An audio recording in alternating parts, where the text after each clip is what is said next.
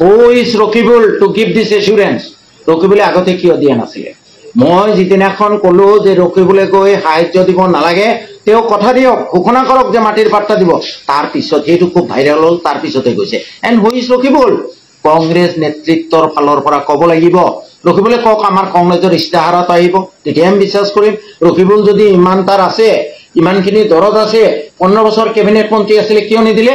উচ্ছেদ হোৱাৰ আগতে তেওঁ তাত কিয় নগ'ল? এটা MP থিয় হ'ব লাগিছিলে যে মোক এৰেষ্ট নকৰালৈ, মোক গুলি নকৰালৈ কোনে উচ্ছেদ কৰিব নোৱাৰিবি।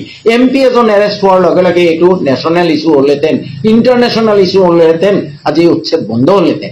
এই সাহসটো নাই। তেওঁ এটা কাপুৰুষ, তেওঁ এটা ভীৰু, তেওঁ এটা দুষ্ট প্ৰকৃতিৰ মানুহ।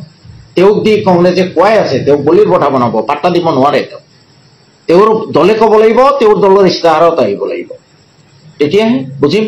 আৰু মই মিয়া জনগোষ্ঠীৰ মানুহক আহ্বান জনাওঁ যে নিৰ্বাচন আহি আছে, বিভিন্ন ৰাজনৈতিক, আপোনালোকে এইবোৰ পাহৰি যাব। দুদিন পিছত বিভিন্ন ৰাজনৈতিক দলৰ নেতাই আহিব, বাৰে বছৰো ভাষণ দিব, আপোনালোকে ক'ব এই ভাষণ আমি নুশুনো। 5টা কথা আমাৰ। নাম্বাৰ 1, আপোনালোকৰ দলে চৰকাৰ আহিলে নদীক নিয়ন্ত্ৰণ কৰিব নাই, ভূমিহীন মানুহক ভূমি দিব নাই, যিবোৰ মানুহৰ পট্টা নাই পট্টা দিবনে নাই, ৱাকফ সম্পত্তি 20টা, যি দৰকাৰী ৱাকফ সম্পত্তি 20টা সম্পত্তি উদ্ধাৰ কৰিব নাই, এইকেইটা কমিটমেণ্ট দিয়কচোন। যিকোনো ৰাজনৈতিক বাৰে বছৰৰ কথা নুশুনো, অমুক আছিলে তমুক আছিলে, আমি অমুক কৰিলো তমুক কৰিলো, এইবোৰ নালাগে। 5টা কমিট। যদি মিয়াই ভাবে যে এই 5টা সমস্যা আটাইতকৈ ডাঙৰ সমস্যা, যিসকল মানুহ নিৰীহ মানুহ যিসকল নিহত হৈছে অতীজৰ পৰা ধুবুৰী লৈ, হিন্দু হওক মুছলমান হওক বড়ো হওক খ্ৰীষ্টান হওক, তেওঁলোকক দিল্লী ৰায়টৰ সময়ত শিখ হত্যাৰ কাৰণে যি ধৰণে ক্ষতিপূৰণ দিছে সেই ধৰণে ক্ষতিপূৰণ দিব নাই। 5টা কথা তেওঁলোকে আদায় কৰক। এনেই পলিটিকেল লেকচাৰ শুনি লাভ নাই। তেতিয়াহে মিয়া জাতি মই ভাবোঁ মিয়া জনগোষ্ঠীৰ জ্ঞানোদয় হওক, বুদ্ধিজীৱীবোৰে আচল বুদ্ধিজীৱীৰ ভূমিকা পালন কৰক।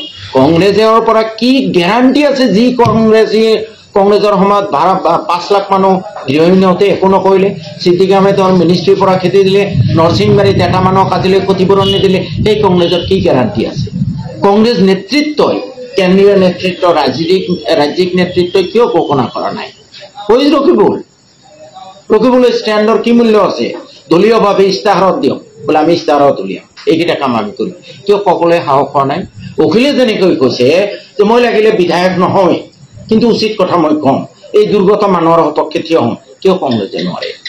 যি কংগ্ৰেছত মহাত্মা গান্ধীৰ সৃষ্টি, যি কংগ্ৰেছত মহাত্মা গান্ধীৰ সত্য আছিলে মূল চাবিকাঠি, যি কংগ্ৰেছত জৱাহৰলাল নেহৰুৱে হিন্দু মুছলমান সকলো জনগোষ্ঠীৰ কাৰণে কাম কৰিছিলে, সেই কংগ্ৰেছৰ নেতৃত্ব যোৱা প্ৰায় 60 বছৰ শাসনৰ গাদীত থাকি তেওঁলোকৰ চকুটো অকল গাদীত, মানুহক সেৱা কৰা নহয়।